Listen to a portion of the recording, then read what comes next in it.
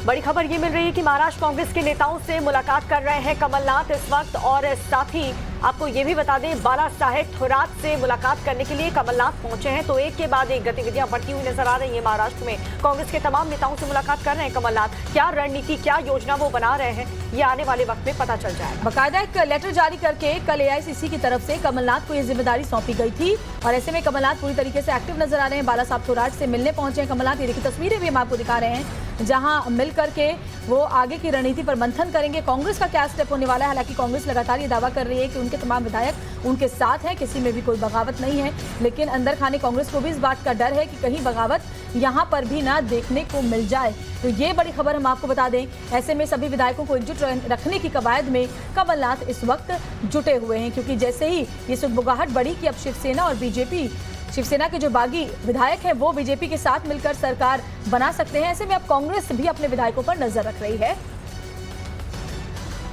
और अमित भी हमारे साथ लगातार बने हुए हैं। अमित, शिवसेना के तो बागी विधायक गुवाहाटी में मौजूद हैं ही, जो आपने जानकारी दी कि कुछ और शिवसेना के बागी विधायक वहां पहुंच भी सकते हैं, लेकिन नजर एनसीपी और कांग्रेस भी अपने विधायकों पर रख रहे हैं। कहीं ऐसा ना हो कि शिवसेना के ही राह पर उनके भी अपने कुछ विधायक चल पड़े।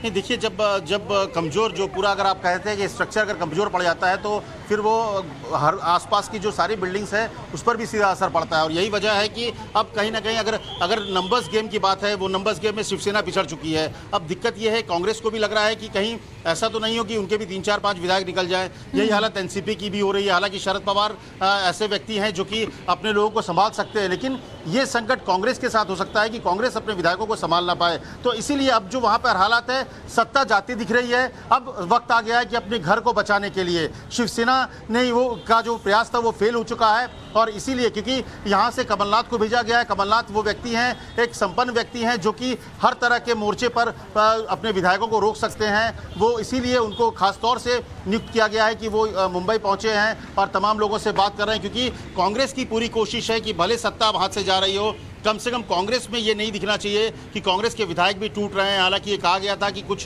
कांग्रेस के विधायकों ने भी क्रॉस वोटिंग की थी एमएलसी चुनाव के वक्त पर, तो यही डर सता रहा है। क्योंकि अब एक तरह से देखिए तो पूरी तरह से वहाँ का जो माहौल है, चाहे शिवसेना के नेताओं का जो बयान है, वो इस बात को अब स्वीकार कर रहे हैं कि सत्ता से विदाई का वक्त उनका आ चुका है। तो ऐसे में अब हर कोई अपनी अपनी प्रतिष्ठा बचाने पे लगा है, अपने घर को बचाने में लगा है, और इसी की कवायद वहां पर चल रही है। तो और हर कोई कांग्रेस को भी डर है कि कांग्रेस के कुछ लोग सबको अपनी रेपुटेशन की इस वक्त पड़ी है, चाहे कितनी भी सहयोगी पार्टी यहाँ पर हो। लेकिन रविकांत, कोई भी कितनी भी कोशिश कर ले, करना सब कुछ उद्धव ठाकरे को है, गेंद उन्हीं के पाले में है। क्योंकि यहाँ पर एकनाथ शिंदे ने भी अपना दावा कर दिया, उन्होंने कह दिया है कि बीजेपी का साथ दें, और दूसरी तरफ शरद पवार साफ इनकार कर रहे हैं, यानी कि जो भी करना है, जिससे भी बात करनी है, उद्धव ठाकरे को करनी है।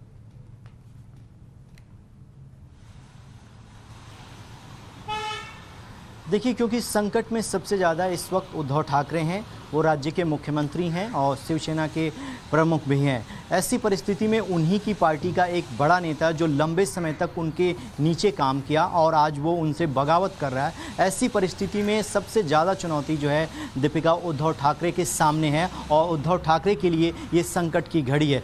फिलहाल जिस तरीके की परिस्थितियाँ चल रही हैं, जो अभी तमाम डेवलपमेंट निकल कर सामने आ रहे हैं, वैसे में ऐसा प्रतीत नहीं होता कि इस संकट को उद्धव ठाकरे सुलझाने में कामयाब रहेंगे, क्योंकि जो लाइन एकनाथ शिंदे ने ले रखी है वही लाइन जो है शिवसेना की है। उनका ये कहना है कि आप जो है हिंदुत्व के राह पर चलिए और बीजेपी के साथ गठबंधन कीजिए, और बीजेपी और शिवसेना, जो कि पुरानी शिवसेना हम कह सकते हैं उद्धव ठाकरे वाली, उनके बीच में दूरियां इतनी बढ़ चुकी हैं, इतने पर्सनल अटैक हो चुके हैं कि वो गठबंधन फिलहाल उद्धव ठाकरे नहीं कर पाएंगे, और उसके लिए बीजेपी का जो नेतृत्व है वो तैयार नहीं होगा, क्योंकि देवेंद्र फडणवीस को राज्य का मुख्यमंत्री बनना है और उद्धव ठाकरे के रहने पर वो मुख्यमंत्री पद को लेकर तकरार जो है वो बरकरार रहेगी। ऐसे में जो बीच का रास्ता निकाला भारतीय जनता पार्टी ने सत्ता को हासिल करने के लिए, वो था एकनाथ शिंदे का, जो कि सबसे करीबी आदमी थे शिवसेना के और उद्धव ठाकरे के। उनको तोड़ा, और जो प्रस्ताव राज्यपाल के सामने रखा जाएगा उसमें इस बात का जिक्र किया जाएगा कि जो 55 विधायकों की स्ट्रेंथ है शिवसेना की, उसमें एंटी डिफेक्शन लॉ को तमाम काउंट करते हुए 2/3 अगर विधायक टूटते हैं और वो हमारे साथ हैं यानी एकनाथ शिंदे के साथ हैं, तो ओरिजिनल शिवसेना का मतलब ये हुआ कि वो हमारे साथ है और उद्धव ठाकरे के साथ जो लोग हैं वो अब असली शिवसेना का पार्ट नहीं होंगे। तो गेम ऐसा प्लान किया गया है कि उद्धव ठाकरे के लिए इस परिस्थिति को हैंडल कर पाना फिलहाल आसान नहीं दिखाई दे रहा है। उनको एक आखिरी उम्मीद थी शरद पवार से, क्योंकि इस सरकार को बैकहैंड पर वही रन कर रहे थे, वही चला रहे थे, जो तमाम संकट आते थे उनसे उबारने में उनकी भूमिका अहम रही। लेकिन कल की प्रेस कॉन्फ्रेंस के बाद उनके मनोबल को भी हम देखें, जिस तरीके से उन्होंने राजनीति के बेहद मंजे हुए खिलाड़ी हैं शरद पवार, और वो समझ चुके हैं कि फिलहाल जो स्थिति है वो आउट ऑफ कंट्रोल नजर आ रही है, क्योंकि इतनी बड़ी संख्या में विधायक उद्धव ठाकरे से नाराज हैं। अमित, जब से ये सरकार बनी थी महाविकास आघाड़ी सरकार, तब से ही उद्धव ठाकरे पर सिर्फ कुर्सी के लिए अपनी विचारधारा से, शिवसेना की विचारधारा से समझौता करने के आरोप लगते रहे, और उसके बाद भी जब तक ये सरकार चलती रही और अभी तक भी कई बार उन पर इस तरह के आरोप लगे। और अब देखिए, जब एकनाथ शिंदे अलग भी हुए हैं तो भी वो यही कह रहे हैं कि हिंदुत्व से, बाला साहब ठाकरे के आइडियोलॉजी से हमेशा उद्धव ठाकरे ने समझौता किया।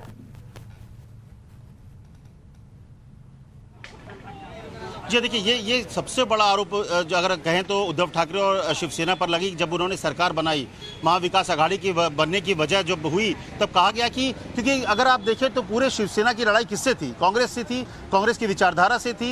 बाद में कांग्रेस से ही अलग होकर एनसीपी बनी, और एक तरह से बाद में भी चुनाव हुए तो एनसीपी कांग्रेस साथ थी और बीजेपी और शिवसेना साथ में थी। तो वहाँ पर लड़ाई सीधे सीधे हिंदुत्व का था। और वहाँ पर सबसे बड़ा संकट जो शिवसेना का है कि वहाँ पर कई ऐसे विधायक थे, वो इसलिए भी नाराज थे, उनके छोड़ने की वजह यह भी थी कि आने वाले चुनाव में उनका मुकाबला किससे होगा, क्योंकि उन्होंने जिंदगी भर जो लड़ाई लड़ी है, किससे लड़ी है? कांग्रेस से लड़ी है। किससे लड़ी है? एनसीपी के लोगों से लड़ी है। और ऐसे में नीचे में एक मोरल डाउन तो हुआ था। ठीक है, सरकार बन गई, आप जय जयकार कर रहे थे, घर के आगे उद्धव ठाकरे के शिवसेना के लोग नारेबाजी कर रहे थे, लेकिन ये बात भी सच है कि शिवसेना का जो कोर वोटर था, कोर समर्थक था, वो कहीं ना कहीं निराश था कि जिस हिंदुत्व के मुद्दे को लेकर वो आगे बढ़ा था, क्योंकि शिवसेना कांग्रेस पर ही प्रहार करती रही और फिर उन्हीं के साथ मिलकर सरकार बना ली। बिल्कुल, अमित और रविकांत, आप दोनों हमारे साथ बने रहिए, लेकिन जो नंबर गेम है वो हम ग्राफिकली समझा देते हैं अपने दर्शकों को एक एक करके, क्योंकि नंबर काफी ज्यादा इंपॉर्टेंट है इस वक्त। शिवसेना 55 और साथ ही एनसीपी के पास 53, कांग्रेस के पास 44, बीजेपी के पास 106 और अन्य के पास 29। लेकिन जिस तरीके से एक एक करके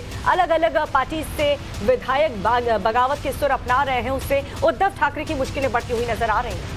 बिल्कुल, देखिए तो कुल जो सीटें विधानसभा की महाराष्ट्र में वो समझिए वो 288 है, लेकिन 101 सीट क्योंकि अभी खाली है तो 287 है कुल। और किसके पास कितने नंबर है? एनसीपी के पास 53 है, शिवसेना के पास 15 और जो कांग्रेस के पास 44, बीजेपी के पास 106, अन्य के पास 29 और शिवसेना से जो बागी हैं वो हैं 40। ये 21 जून का आंकड़ा, यानी कि कल का, बीते हुए कल का ये आंकड़ा है, क्योंकि बागी होने के बाद इतने विधायक जब शिवसेना से अलग अपने आप को बता रहे हैं तो शिवसेना के पास सिर्फ 15 ही विधायक बच जाते हैं। तो ये हम आपको दिखा रहे थे आंकड़े। बिल्कुल, लेकिन 24 घंटे के अंदर देखिए आंकड़े एक बार फिर से बदले। बहुमत का आंकड़ा जो 145 और महाविकास आघाड़ी के पास इस वक्त 169 और बागी विधायक 40।